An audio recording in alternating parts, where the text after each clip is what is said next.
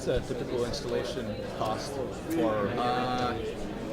On the different types of systems that are available out there, from the little retrofit Aquas device on the low side to whole house systems, can be as little as $600, probably on up to, depending on how sophisticated of an internal system you do, $10,000. Okay.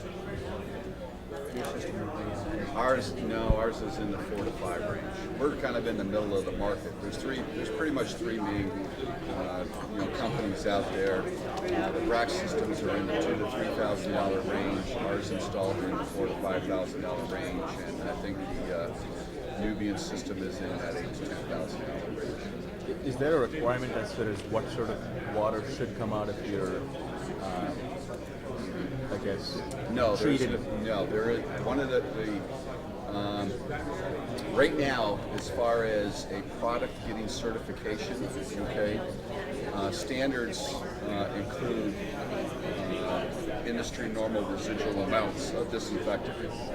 So if your system is a chlorine-based disinfectant thing, they're going to have to test a residual chlorine component, okay? In our particular case, since the UV is the primary disinfectant, the hydrogen peroxide enhances it, helps with the odor control and other aspects of the water's aesthetics more than anything. And we had to document and all the test all of the parameters of why the UV and the contact time and the flow rates and all of that kind of stuff causes the zero coliform testing, or should theoretically be there. But in addition to that, there are standards for showing residual peroxide in the water. So we, in our particular certification process, had to show and maintain those residual amounts in the testing process. So that was what we used as our indicator. So the plumbing fixture itself did not need anything special? No, the plumbing fixtures itself needs nothing special. Okay, the companies that are providing systems out there, their packaged system is what has to produce that water quality that gets to the fixture. Okay.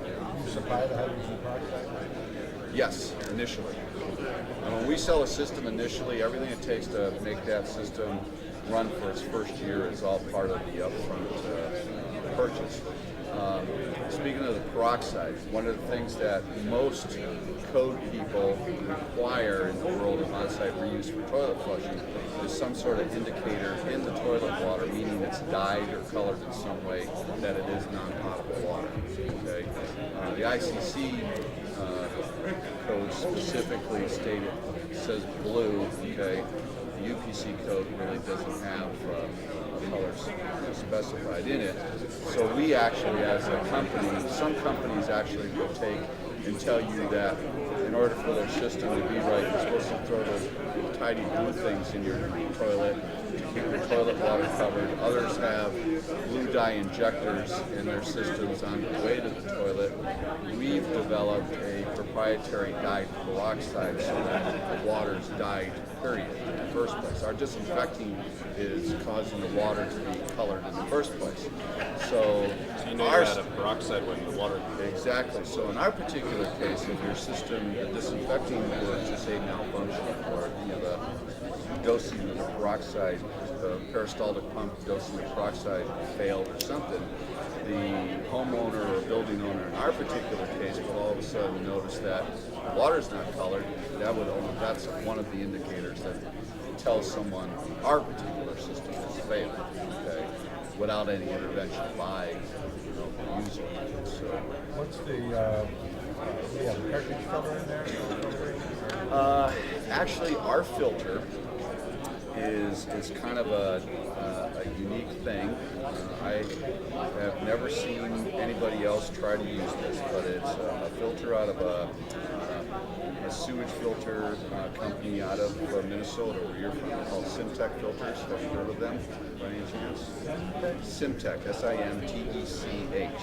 Okay. Maybe Michigan. Okay, there's one of them then. So I thought it was Minnesota. Maybe One of those West states. maybe it's Michigan. But anyway, it looks like a big bristle brush. okay? And it operates in an upflow method by gravity. So we cause in a gravity feed situation, which is the way most systems are designed to work, depending on most construction applications. Unfortunately, when you do a slab on grade, you got to integrate a sump to lift the water into the system. But this filter, and the reason we chose it and we used it, is that this company had the data that showed that this filter survived 55,000 gallons worth of effluent testing before it clogged. And knowing that in a typical home toilet flushing system, we would never see those numbers, that even on the high side, in a big home, we'd only see about 20,000 gallons worth of usage, and more likely 10 or 12,000. We decided to use this filter because theoretically it would meet our goals of lasting a year before it would fail in our system. So that's why now I'll qualify that. So far, reality and existence out in the real world, okay? Unfortunately, we have not yet had a single installation to where people have only tied their shower and bathing water to our system. Most people have tied laundry. Some systems are laundry only. So we don't know for sure yet if our filter would last a year. If it hasn't, because we have had clogs happen because of the lint load from the laundry waters. And in cases, we've had it last 8 months, we've had it last 6 months, we've had it last 10 months, okay? But I think once we get someone to really use it the way we want to, it will, last like it's supposed to. But the other thing we're developing right now is we figured out an inexpensive way to back flush this filter, okay? So we're now testing some back flushing changes on it, okay, to extend its life.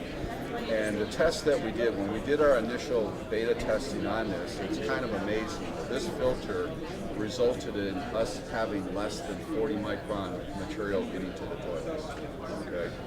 And if any of you are familiar with the details in the new Green Code supplement, one of the things that happened during the last couple of years with regards to this green supplement being written is the toilet manufacturers came to the table and said, with these reuse systems for toilet flushing, we need to deal with an acceptable filtering level that we need with regards to what kind of material gets to our toilets. And the toilet manufacturer stakeholders put the number of 100 microns on the table. They feel that the toilets don't have any issue with operation with up to 100 micron material getting into the toilets. So we're very comfortable with presenters. You have about 5 minutes 40 remaining. range to being very acceptable for the toilets. We haven't had any toilet related malfunctions. One system we've had running in Boulder now in July it'll be 2 years. Okay, we've never had any issues with the toilets themselves. Okay.